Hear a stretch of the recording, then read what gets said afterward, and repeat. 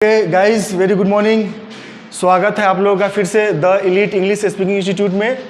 So guys, last class में हम लोगों ने देखा था that we have studied about what is present simple tense with motion. So today we are going to learn what is present simple tense without motion. Okay guys, so first we are going to see that what is the story of present simple tense without motion. So guys, कहते हैं कि उन्हीं present simple वाक्य में motion होता है, उन्हीं present simple वाक्य में मोशन होता है जिनमें उन्हीं क्रियाओं का प्रयोग किया जाता है जो कि मूल रूप से सहायक क्रिया होती है। ऐसी क्रियाएं होती है इज, एम और आर। हम जानते हैं कि इज, एम, आर जो है मूलतः सहायक क्रिया है, लेकिन अगर हम इज, एम और आर का प्रयोग एक लौती क्रिया के रूप में करते हैं तो वैसी परिस्थिति में इज, एम, आर जो है वो मुख्य क्रिया के रूप में पहचानी जाती है। ओके गाइस, एक तो ये है। दूसरी तरीके से इसको कैसे हम फाइंड आउट करेंगे, जैसे अगर मैं कहूँ कि इज, एम और आर के बाद अगर ज़्यादातर किसी मुख्य क्रिया का प्रयोग होता है तो हमेशा MB1 प्लस ING का प्रयोग होता है, और ऐसे वाक्यों की हम पहचान करते हैं प्रेजेंट कंटिन्यूअस टेंस के रूप में। मगर अगर हम इज, एम, आर के बाद MB1 प्लस ING का प्रयोग नहीं करें और इज, एम, आर के स्थान पर अगर हम noun, pronoun, adjective, article, preposition, conjunction और डिटरमिनर्स का प्रयोग करें तो ऐसे वाक्यों की पहचान हम करते हैं present simple tense without motion के रूप में। इसको हम विदाउट मोशन इसलिए कहते हैं क्योंकि ऐसे वाक्यों में क्रिया का संचार नहीं होता, किसी प्रकार की हलचल नहीं होती। That's why we are saying without motion. अब क्या है कि present simple tense without motion के तहत हम इज का प्रयोग पर्सन ही, सी, इट और नाउन सिंगुलर के साथ करते हैं, एम का प्रयोग पर्सन आई के साथ करते हैं और आर का प्रयोग पर्सन वी, यू, दे और नाउन प्लूरल के साथ करते हैं।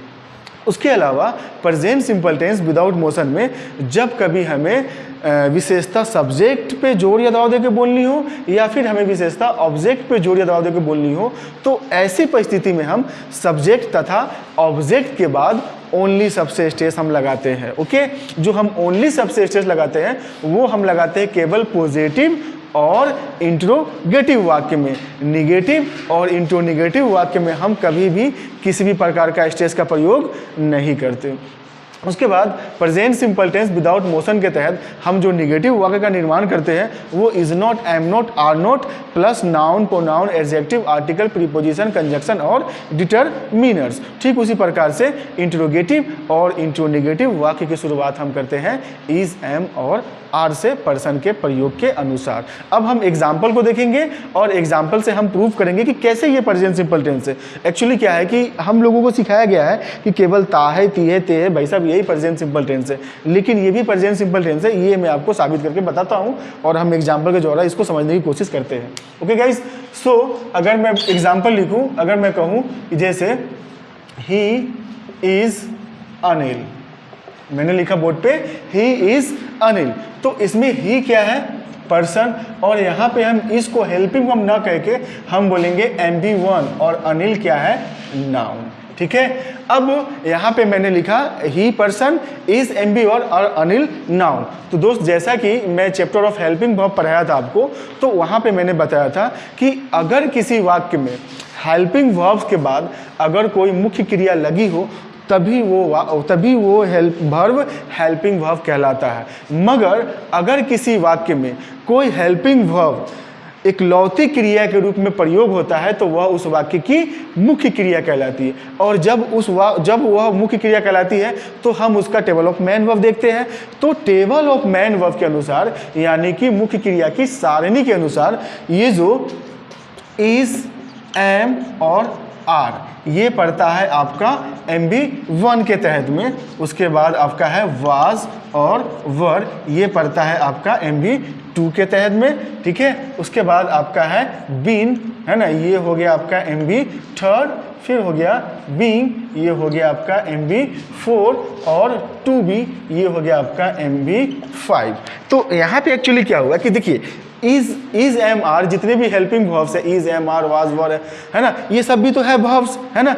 लेकिन ये हेल्पिंग वर्ब्स कहलाता है कि जब इसके बाद कोई मुख्य क्रिया लगी हो, चाहे मुख्य क्रिया की पहली फॉर्म हो, दूसरी फॉर्म हो, तीसरी फॉर्म हो, चौथी फॉर्म हो, पांचवी फॉर्म हो, तो वहां पे ये रिकॉग्नाइज किया जाता है हेल्पिंग वर्ब के रूप में। लेकिन अगर ये जब इकलौती क्रिया के रूप में प्रयोग होता है तो ये MB1 है ना, MB2, MB3 इसके भी फॉर्म होते हैं, है ना। जैसे होता है ना go, went, gone, going to go, come, came, come, coming to come, table of main verb के अनुसार, मुख्य क्रिया के सारणी के अनुसार। तो उसी के अनुसार ये जो इज एम आर अगर इकलौती क्रिया के रूप में प्रयोग होता है तो इसको हम फॉर्म देखेंगे, और ये फॉर्म के तहत पड़ता है MB1 के तहत, इसलिए मैंने यहाँ पे लिखा MB1। और दोस्त present simple tense with motion का स्ट्रक्चर क्या कहता है?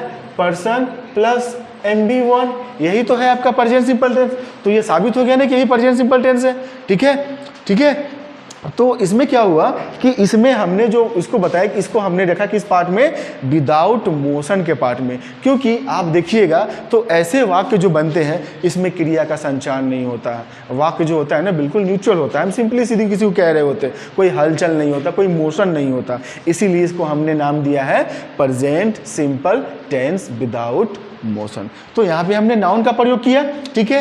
ही इज अनिल, वह अनिल है। अब देखिए स्टेस, जैसा कि मैंने बताया कि स्टेस का प्रयोग हम सब्जेक्ट के बाद तथा ऑब्जेक्ट के बाद करते हैं, ठीक है। तो ही इज अनिल, वह अनिल है। अब मैं स्पेशल लगाऊंगा, ही ओनली इज अनिल, वह ही अनिल है। ही इज अनिल ओनली, वह अनिल ही है। ही इज नॉट अनिल, वह अनिल नहीं है। या ही इजंट अनिल, वह अनिल नहीं है। इज ही अनिल, क्या वह अनिल है? इज ही ओनली अनिल, क्या वह ही अनिल है? इज ही अनिल ओनली, क्या वह अनिल ही है? Is he not Anil, isn't he Anil. तो ये दोस्त हो गया नाउन पे। अब यहाँ पे तुम कोई सा भी नाउन लगा दो, सी इज सीता, है ना, सी इज साइमा, है ना, सी इज अनामिका, है ना, आई एम रवि, जो भी हो तो आपको नाउन लगा दे तो आपका सेंटेंस बन जाएगा present simple tense without motion. अब हम देखेंगे दोस्त प्रोनाउन पे। तो प्रोनाउन पे अगर मैं कहूँ कि सी इज माई गर्लफ्रेंड, तो सी क्या हो गया? पर्सन, इज क्या हो गया? MB1, और माई क्या हो गया? प्रोनाउन, ठीक है। सी इज माई गर्लफ्रेंड, वह मेरी गर्लफ्रेंड है, okay. She only is my girlfriend, वही मेरी गर्लफ्रेंड है। She is my girlfriend only, वह मेरी गर्लफ्रेंड ही है। She is not my girlfriend, वह मेरी गर्लफ्रेंड नहीं है। इज सी माई गर्लफ्रेंड, क्या वह मेरी गर्लफ्रेंड है? Is she only my girlfriend, क्या वही मेरी गर्लफ्रेंड है?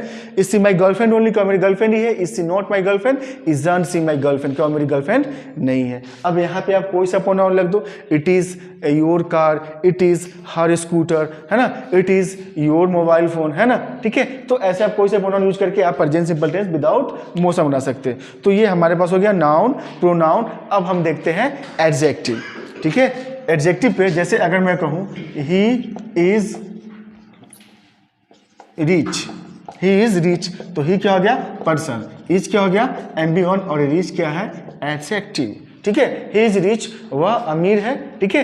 ही ओनली इज रिच, वह ही अमीर है। ही इज रिच ओनली, वह अमीर ही है। ही इज नॉट रिच, वह अमीर नहीं है। इज ही रिच, क्या वह अमीर है? इज ही ओनली रिच, क्या वह ही अमीर है? इज ही रिच ओनली, क्या वह अमीर ही है? इजंट ही रिच, है ना, ठीक है। तो नाउन, प्रोनाउन, एडजेक्टिव। अब हम देखेंगे आर्टिकल।